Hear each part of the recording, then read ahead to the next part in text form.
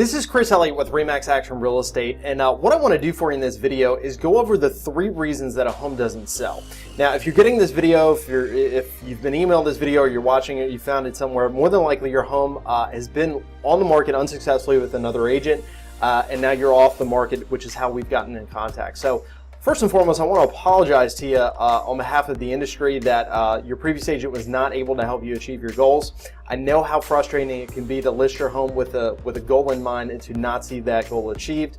It's tough enough selling a property even when you have success, so when you don't have success, I can appreciate how frustrating of a process it can be. But anyway, so this is a dialogue that I have with a lot of folks. I have a fair amount of conversations with folks that have been on the market unsuccessfully with other agents, and this is kind of the conversation that we always have.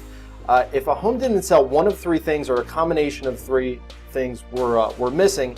And interesting enough, these are the 3 elements that are always present in a successful home sale. So what are they? They're marketing, their condition, and then their price. Now let's go through them one by one. Marketing is everything that's done to represent the property both online and offline. There is nothing that you can do as a homeowner or a seller to influence marketing. Honestly, it's 100% the job of the agent that you hire, and you better just hope that they have a well-oiled, aggressive, comprehensive marketing approach.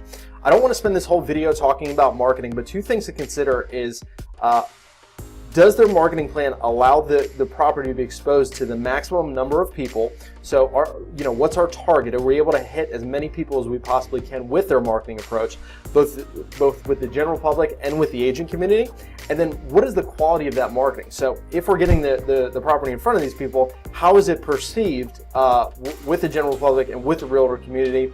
And when we talk about quality, those we're referring things to things such as photos, video tours, social media advertising, all of those things.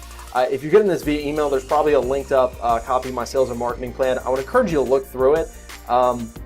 Just realize not all agents are created equally. There's some agents that definitely do more or do less than others. So I would encourage you to look through that and see if there were any. There's probably some things that may or may not have been given with your last agent. So anyway, so that's marketing. The second item is condition. When I say condition, I'm referring to the condition of the home. And what condition of the home is really how a prospective buyer perceives the home. And in perceiving the home, if there's anything that is missing as far as expected upgrades, cosmetic items that need to be addressed, required repairs that need to be addressed, these are all things that a buyer is thinking of when they're looking at your property. Now, before you cut me off, you might be saying, hey Chris, our home is perfect, there's nothing that needs to change. If so, that's great. Or you may be saying, hey Chris, yeah, we've got some things that, we had some negative feedback on a couple things about the house. We're not willing to change them. Or hey Chris, our last agent told us a couple things, we're not willing to address them. That's fine. My goal anytime I get together with a prospective seller is really just to sit down and have a candid and honest conversation with you as far as, hey, these things are going to hurt you on your price, or hey, this is going to prevent a buyer from buying the home, or hey, I understand if you don't want to change them, if you don't have the ability to, but this is something that we need to adjust our price based on the condition of the home. So that's condition. The third item is price. Now, pricing is a fine art. If a home is overpriced, it's either not going to sell, and if a home is underpriced, you're leaving money on the table. So obviously pricing is something that it takes some skills to be able to price out a property. And just like the condition, you might be saying, hey Chris, my price is fine, that's great. Pricing may or may not be your issue. You also might say, hey Chris, I am not willing to lower my price. If I can't get my price, I'm not going to sell. That's great. Once again, my goal with you is to sit down with you and to have a very honest and straightforward conversation as far as, hey, this is exactly what it's going to take to get your home sold.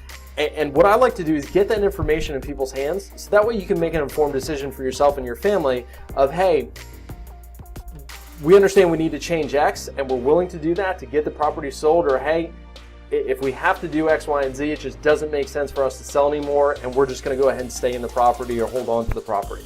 Either one is fine with me. My goal, like I said, is to give my clients the information that they need to make their informed decision. So if we have an appointment scheduled and you're already watching this video, great. I look forward to sitting down with you.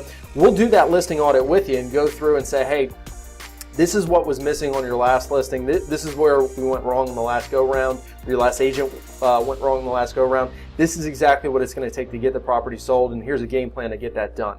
If we don't have an appointment set up, go ahead and contact me, either the email signature or reply to this email, and let's set up a time where we can do what we call a listing audit, where we can sit down and we can say, hey, look, here's where we went wrong on the last listing. Here's what's going to take to get the property sold. And that way, like I said, you can make an informed decision for yourself and your family if it makes sense to sell or if it doesn't make sense to sell, and you can just kind of weigh all your options. So anyway, I hope this video helps. I hope it was informative, and I look forward to sitting down with you.